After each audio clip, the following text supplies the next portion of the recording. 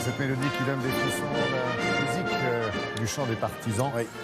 Pour accueillir Frédéric Gersal et Julia, puisqu'on va parler histoire avec vous deux d'ailleurs.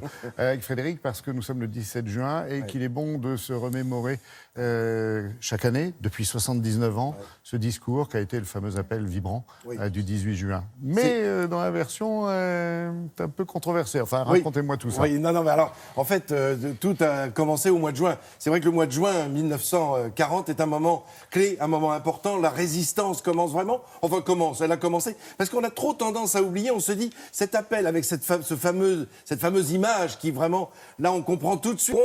Entre autres, à Télématin sur France 2, évidemment, en septembre, les 80 ans du démarrage de cette Seconde Guerre mondiale. On sort à peine des commémorations de la Première qu'il faut déjà parler de la Seconde Guerre mondiale, c'est dire. Alors, évidemment, le général de Gaulle est emblématique. Et ce mois de juin 1940, tout change. Alors, on a un gouvernement qui est sous la houlette du président de la République, Albert Lebrun, qui a été élu en 1932 et qui est encore au pouvoir à ce moment-là, et avec un gouvernement de Paul Reynaud.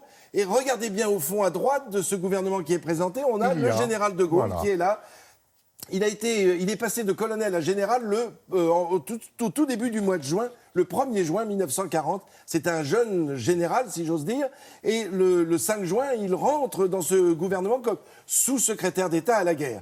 Et ce gouvernement va tenir 11 jours, parce que à l'intérieur même du gouvernement, on n'est pas d'accord sur ce qu'il faut décider face à l'envahisseur, et qu'est-ce que la France doit décider est-ce qu'il faut se rapprocher déjà certains le pensent, de l'envahisseur, ou est-ce qu'il faut résister? Il était déjà très combatif. Oui, absolument. Il avait des idées qui rompaient avec l'idée générale des militaires à l'époque. Et puis, il avait quand même imposé cette volonté vous savez, de l'artillerie, des chars... Et de l'arme de cavalerie. Absolument. Donc, tout cela bouleverse un petit peu ce gouvernement. Pendant 11 jours, il va rester et il s'active. Parce que le gouvernement a déménagé, on s'en souvient. Il a quitté Paris, il est allé à Tours. De Tours, il est allé à Bordeaux. Et c'est à Bordeaux où on le retrouve à partir du 14, 15, 16 juin.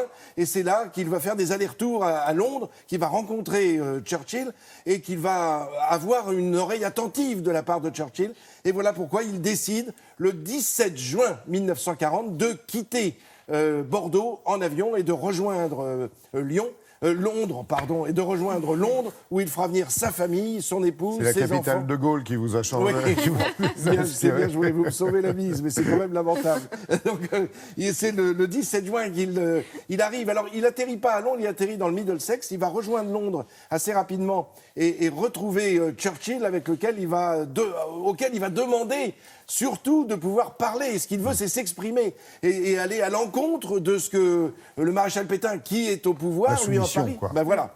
Alors, Churchill lui dit « D'accord, mais vous parlerez demain ».